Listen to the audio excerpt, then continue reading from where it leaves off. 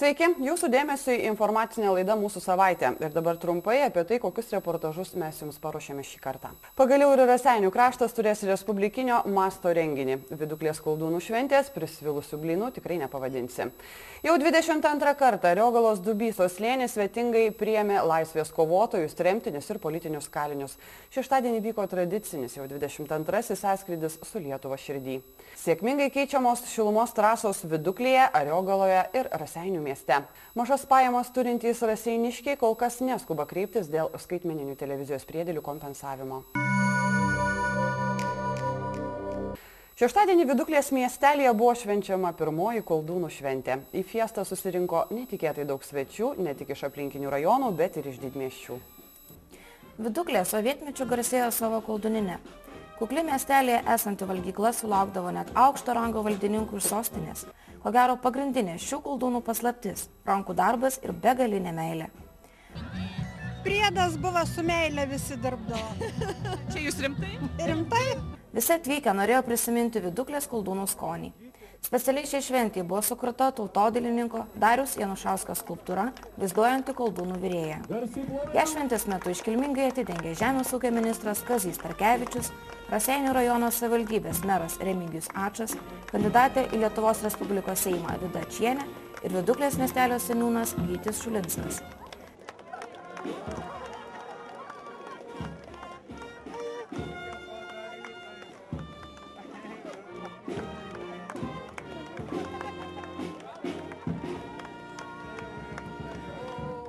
Esu šiaip maloniai nustebintas, nes idėja šitą kilo ekspromtu.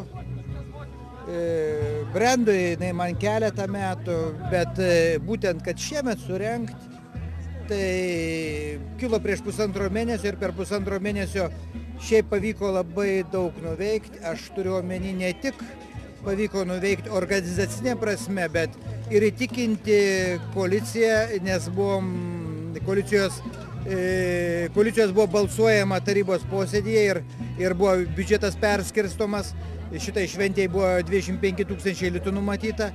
Tai čia yra pagrindinis darbas. Galima daug ką gyvenime padaryti, bet reikia turėti pinigų.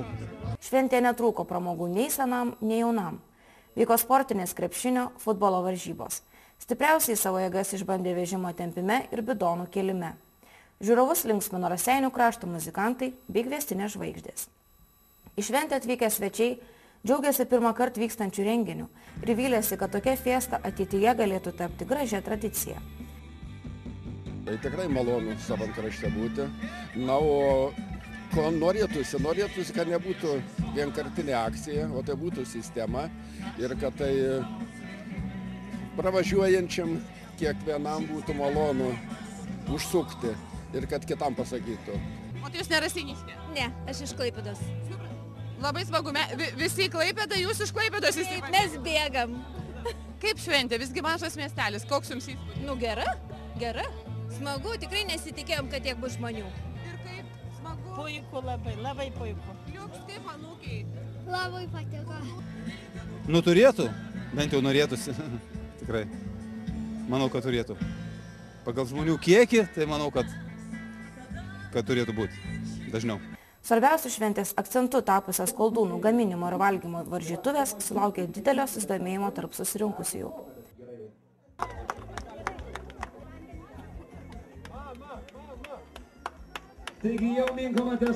Koldūnus gaminti panoro 4 komandos, o valgytojų buvo kur kas daugiau. 4 moteriškės savo komandą pavadinusios Gojelio vardu per 15 minučių pagamino net 104 koldūnus ir tapo varžytuvių nugalėtojomis, laimėjusiamis 1000 litų piniginį prizą, kurį įsteigė mero žmona Vida Ačienė.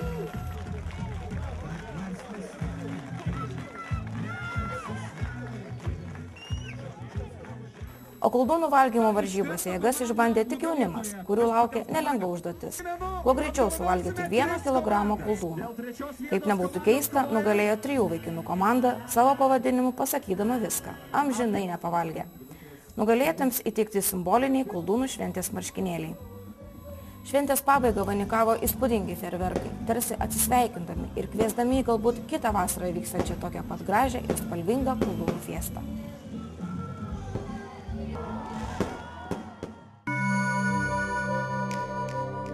Šeštadienį Ariogalos Dainų slėnyje jau 22 kartą vyko tradicinė politinių kalinių tremtinių šventė, kuri kasmet sukviečia didelį būrį žmonių iš visos Lietuvos. Gausiai susirinkę žmonės dalyvavo šventose mišiose, kurias aukojo Kauno arkivyskupas Sigitas Tamkevičius. Susirinkusiuosius sveikino Seimo pirmininkė Irena Degutienė, socialinės apsaugos ir darbo ministras Donatas Jankauskas, mūsų krašto meras Remigijus Ačas. Šiais metais sąskrydis neapsėjo be politikos. Prieš artėjančius Seimo rinkimus aktyviai reiškėsi konservatoriai, dalindami susirinkusiems Tėvynės sąjungos žinių egzempliorius bei kitą rinkiminę medžiagą. Didžioji dalis atvykusiųjų, garbaus amžiaus senjorai, būriavosi grupelėmis pagal gyvenamąją arba tremties vietas. Dauguma iš jų jau 14 kartą į sąskrydį atvykstantys senoliai, kuriems nesutrukdo nei ūkio darbai, nei pašlijusi sveikata. Tradiciškai įvykusią šventę atvykę dalyviai džiaugiasi kasmet vykstančių renginių, nes stokoja optimizmo ir meilės savo tėvyniai. Mylim Lietuvą, norim dalyvauti. Aš, pavyzdžiui, nešu vėliavą, man į garbingą pareigą. Aš labai esu patenkintas visko. Tai labai įdomu, labai džiaugiamės, kad čia yra toks renginys. Ir duok Dieve, kad kiekvienais metais tai būtų, kol būsim gyvi, visada mes atvažiuosim. O sakykite, ar sunku, ar visgi įmanoma užmiršti tą tremties skausmą, skriaudą padarytą po šitiek metų? Istorija. Pirmieji žingsniai šią kryptį. Aš taip pasakysiu. Skausmą. Ta sunku išreikšti. Skausmą jaučia tada, kada žmonės veža, šaudo, žudo. Išgyvenai, kol jaunas viską užmiršti, viską dovanoji. Ir į senatvę pas normalius žmonės tokie, keršto tokio nėra. Šiais metais pirmą kartą buvo atsisakyta vakarinės dalies pramogų, nes pasak sąskrydžio dalyvių ir organizatorių, vakare tarp besilinksminančių jaunimo kildavę konfliktai, apkartindavę pakylėtą šventinę dvasią ir nuotaiką.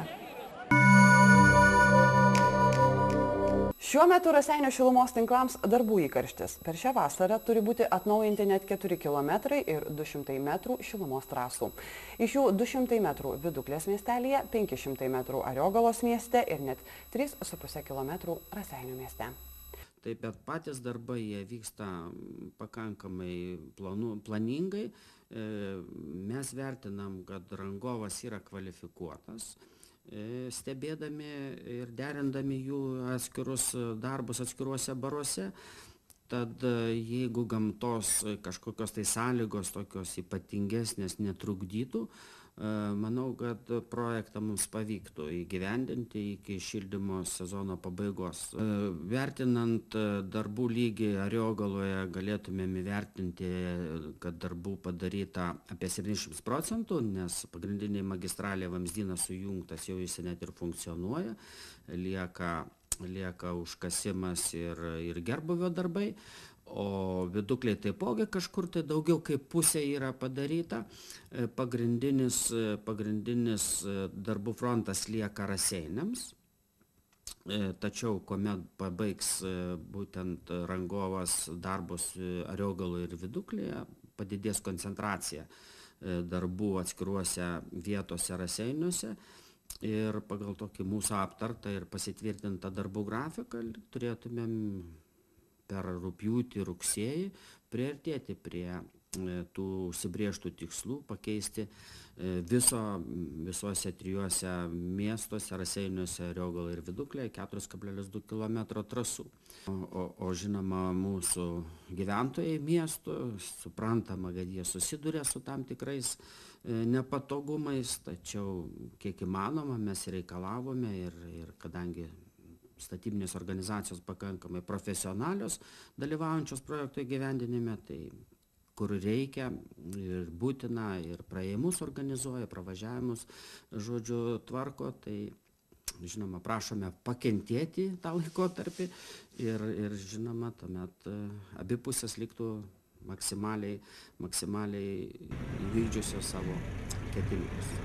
Visiems šilumininkams itin aktualus naujų klientų atsiradimas, leidžiantis didinti parduodamą šilumos kiekį ir mažinti šilumos savikainą. Centralizuoto šildymo trasos jau nutiestos miesto centre įsikūrusiam naujam prekybos centrui. Šilumininkams veiklos plėtimas yra labai aktualus, nes tai tokia labai paprasta ekonominė tiesa yra. Kuo labiau didini savo veiklos apimtis, gamybą, tuo net ir sąnaudos mažėja. Naudojant makroekonomikos tiesas, tad suprantama, kad Maksimos kaip vartotojo atėjimas mums buvo pakankamai reikšmingas.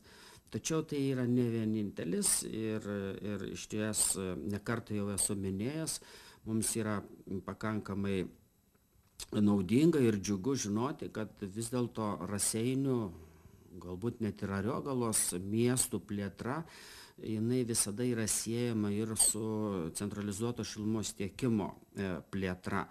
Tad tie naujieji projektuojami ar planuojami objektai, jie yra vertinami kaip galimi, jeigu pagal dislokaciją jie yra netoli mūsų tinklų, kaip galimi mūsų ateities vartotojai.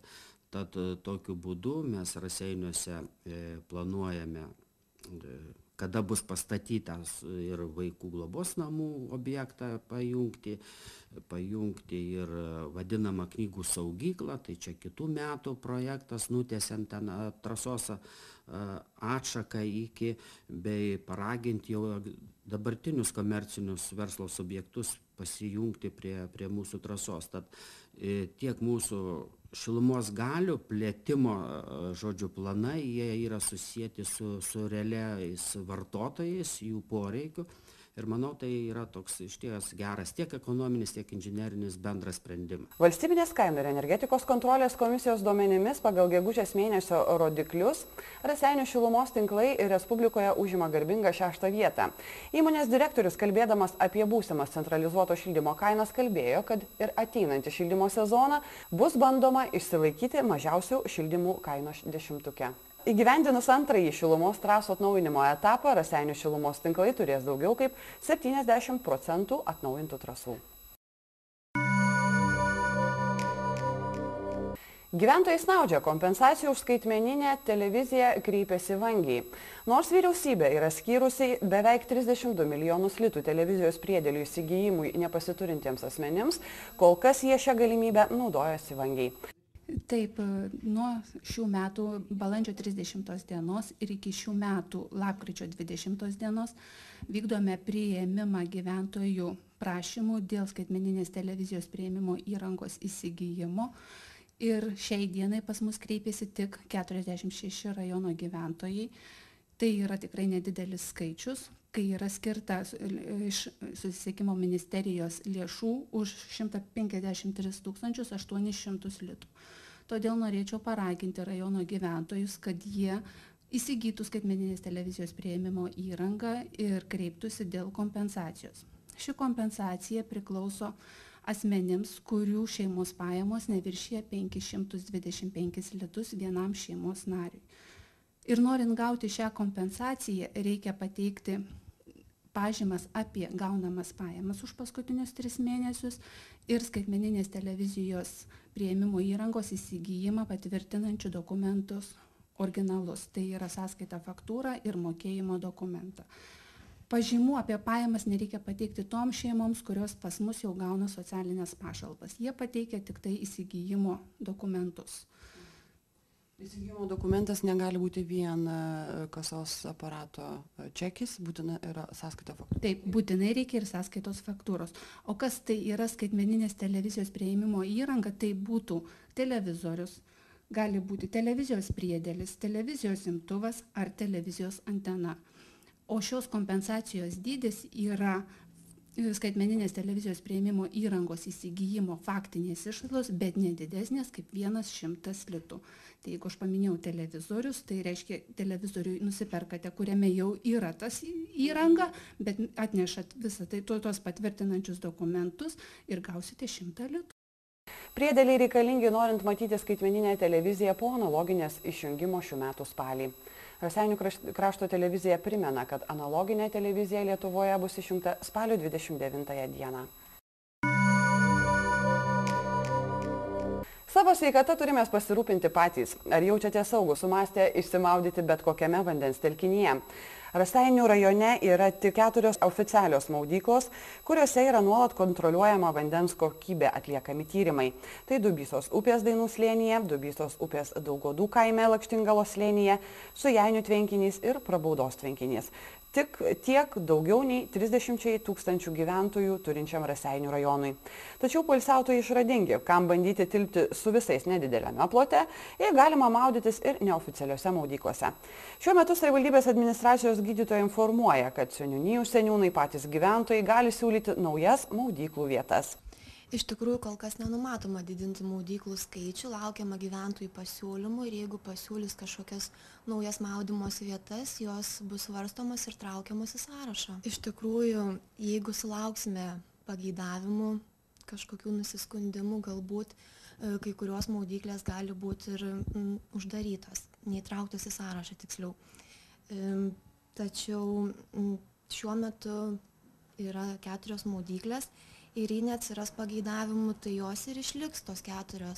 Šis kvietimas kreiptis į rajono savivaldybės administraciją prašant įteisinti, tai yra į sąrašą įtraukti naujas maudyklas, turėtų būti aktualus Pagojukų seniūnijos gyventojams.